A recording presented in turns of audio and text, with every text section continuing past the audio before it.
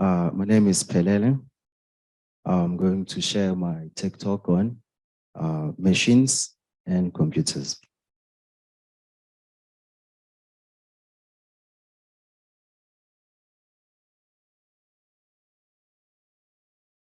So, what is the reason that I chose this topic specifically? Well, a while back, I came across this thing. Does anyone know what this thing is? Yeah, so I also wanted to find out what this thing was. So I did a bit of research. To understand about this, we need to go to the basics. So firstly, what is a machine? Yeah. So I couldn't find a proper definition without using mechanics specifically. So I consulted Norton. Norton says a useful working definition for a mechanism is a system of elements arranged to transmit motion in a predetermined fashion. This can be converted to a definition of a machine by adding the words energy after motion. In other words, a machine is a system of elements used to transmit motion and energy in a predetermined fashion. So in simple terms, a machine is something that gives you mechanical advantage. And this means you don't have to work so hard, whatever you're doing. This is one example. This is a cigarette rolling machine.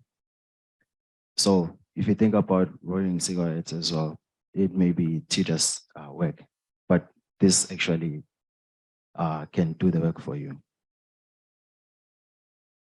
Then what is a computer? So a computer is a machine that can be programmed to carry out sequences of arithmetic or logical operations, in simple terms, computations, automatically, right?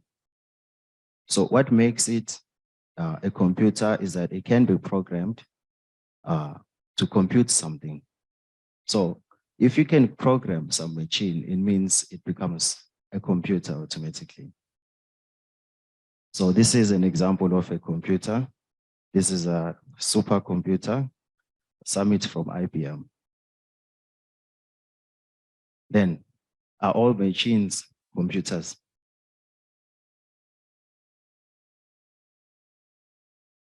So to understand about this, we need to evaluate if they can actually fulfill all the duties that computers can. So can it compute? That is, calculate something or be programmed to do it like that?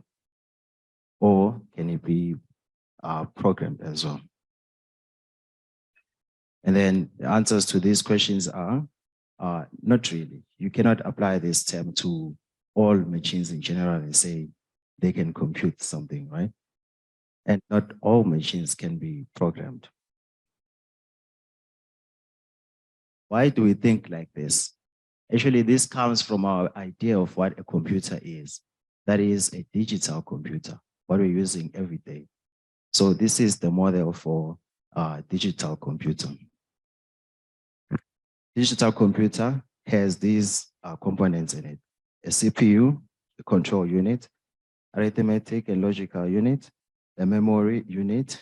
So you just put in an input, you're expecting the output based on what you programmed. It actually comes from a machine. This is the first idealized model of a computer. It is a Turing machine. Yeah, you can look it up. So what about analog computers? When a machine becomes a computer, in simple terms, that is what an analog computer is. When a machine becomes a computer. So let's think about a car, for example. Usually you have two options when buying a car. You can get a manual or automatic transmission, right? So let's look at the manual transmission first. So for the car that is a manual transmission, you have to change the gears yourself every time when it is time to do so. or when the speed exceeds the current gear, or it's time to change to the next gear. Then what about automatic ones? Automatic transmissions. These ones use sensors that allows it to shift gears at the appropriate time by using internal oil pressure. Yeah, that's an example right there of an automatic transmission. Then, is it a computer? If you think about it, yes. It calculates based on the information it receives from the sensors when to change the gears. And then from then, it changes gears. So this is one example of an analog computer. So far we've seen that there is a relationship between computers and machines. But then when we speak of machines being computers, most of the time, we're talking about analog computers. Then why are they called analog computers? That is because the term analog comes from analogy. So analog computers compute by, it means they are basically made for the specific analogy. They are only applied in that specific analogy. So this is the first mechanical computer, the analytical engine. The analytical engine was produced by the mechanical. The analytical engine was a proposed mechanical general purpose computer designed by English mathematician and computer pioneer, Charles Babbage. So basically that's a calculator. Now let's get back to this thing. Is this thing a computer? The answer is yes. This is a computer. It's an analog computer. Then again, analog computers are usually made for one specific purpose only.